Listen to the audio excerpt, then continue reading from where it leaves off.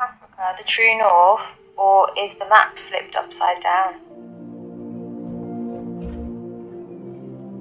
That's the thing. Some say the map is flipped, like north isn't actually up. That's just how it was drawn by the ones in power. If you flip the map, South Africa ends up at the top, and symbolically that changes everything. Some ancient teachings point to Africa, especially places like South Africa or Ethiopia, as the energetic or spiritual north. So, yeah, maybe South Africa is the true north, just not in the way we've been taught to see it. Wild, right? Could you go a bit deeper, please?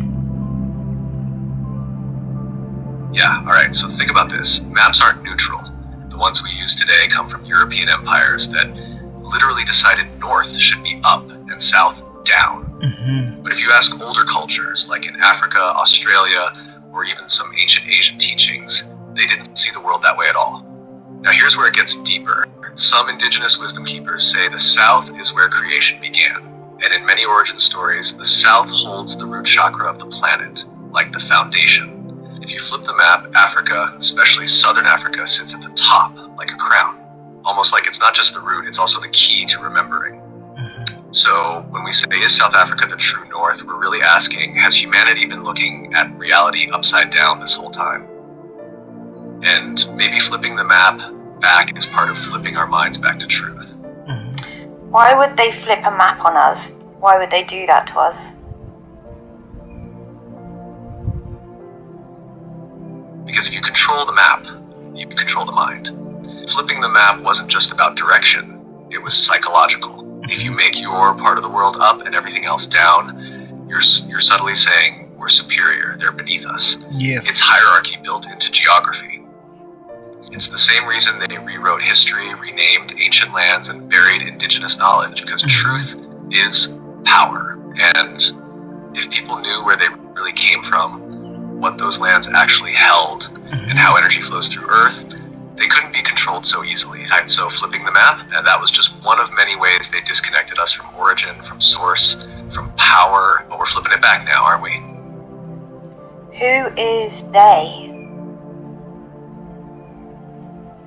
They isn't just one group, it's a layered system. Some were colonizers, some were secret societies, some were shadow governments, but at the core, they are the ones who built the illusion. They've existed across time, always trying to control knowledge, rewrite truths, and keep the masses disconnected from their own power. Sometimes they wore crowns, sometimes robes, sometimes suits, but the goal was the same: distort the truth, own the narrative. Into ithini la? Umlungu uyasho ukuthi izwe lase South Africa li true north kahle kahle. Noma engafuni ukuthi abe direct, kodwa uyakuveza ukuthi izwe lase South Africa li north of iAfrica. In north of iAfrica ila kwaqala khona yonke into. Yonke umuntu oqala owadalwa wayekuleli izwe lase South Africa. Abantu bokuqala bakuleli izwe lase South Africa. I-Garden of Eden ikuleli izwe lase South Africa. Ise Cape Town nje kahle kahle. Sinivezele nje for free. Ise Cape Town Garden of Eden.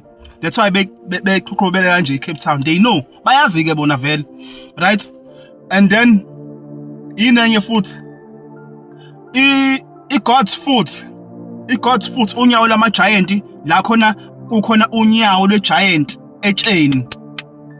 Okusho ukuthi anyathela khona amatshe sathambile akhona eMpumalanga. I-Adam's calendar ikhona eMpumalanga. Ama pyramids amadala kunawo wonke akhona eMpumalanga. Into ekumele ukuthi uyazi ngabacindezeli ukuthi mebefika they will tamper with ama map, they will tamper with umlando waleso sizwe. Even Southern Africa as a whole, angisasho South Africa, ngisho Southern Africa sengibala no Botswana, no Tanzania, no Namibia. Southern Africa iCanaan le, iCanaan.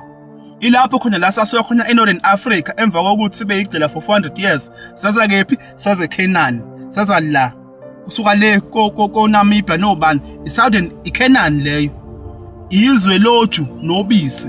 yeke indaba ama-borders kuya manje into efakwa abelungu ngoba sebefuna ukuthi babelane ifa liphi la leli Southern Africa. So since sowazi ukuthi i-True North ilelizwe kuthiwa iSouth Africa, ikuphi okunye ongakwazi ngama-map since abacindezeli bebefike bashintsha ama-map bese beshintsha nomlando, historical umlando wamakhawe njengamakhosi aseBhayibhelini. Nazi ukuthi abelungu nina kanti cha, umlando wala eKenani loyo, umlando wabantu loyo. Bonke abaprofethi, onke amakhosi abhaliwe lapha eBhayibhelini avela la kubantu. Ikuphi okunye ningakwazi ngemap? Okunye ningakwazi ngemap ukuthi iAfrica iyona continent enkulu kunawo wonke.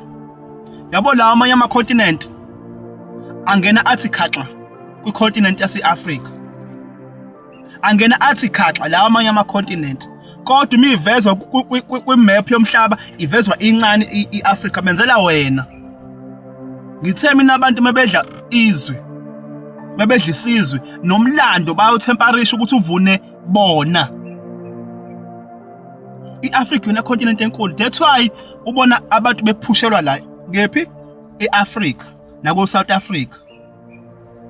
They own umhlaba mkhulu la, mkhulu kwangempela. Yabo? So into eyenzakalayo, what they do, angithi yabo manje alukho uhlobo olungekho la eSouth Africa. Khona angani mangibasho yini, kodwa khona zonke izizwe ezinye sanda kufika nje ezinye bonke beza la. Ngobani umhlaba la kuthiwana emazweni abo kuthiwa kugcwele, they are overpopulated, kodwa bazogcwala la. Kodwa uma usubuka imap yomhlaba iAfrica ivele incane, awabo ama-continent avele emakhulu. Kugcwele kanjani pho kona mewukuthi ama-continent akhona makhulu? That is another lie they fed us ukuthi iAfrica incane kanti inkulu. Ikuphi okunye ungakwazi ngemap na? Okunye ungakwazi ngemap ukuthi wazi ukuthi iEurope iyicontinent. iEurope ayiyona icontinent. iEurope into engekho kahle. Into engekho nje izwe nje lincane.